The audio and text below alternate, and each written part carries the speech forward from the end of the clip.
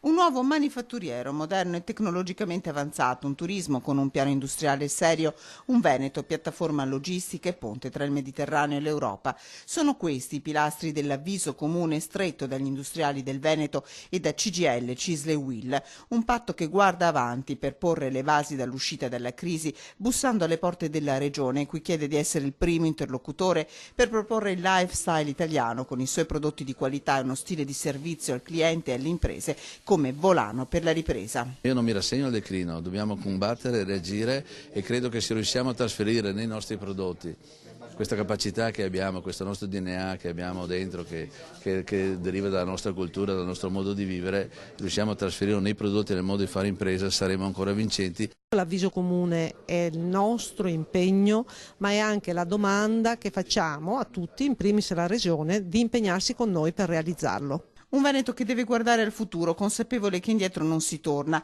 ma che è ancora nel manifatturiero il pilastro per creare nuovo lavoro e intanto distribuire su base solidaristica quello che c'è.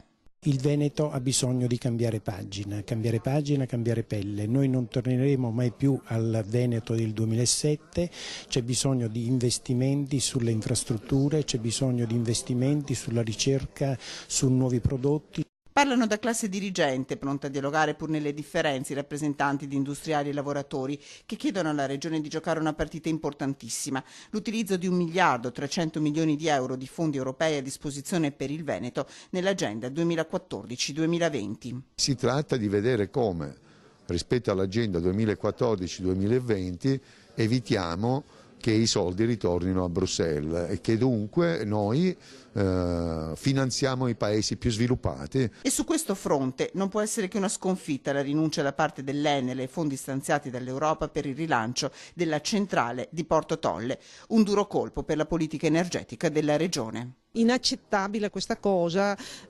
chiederemo a Enel di ripensarci.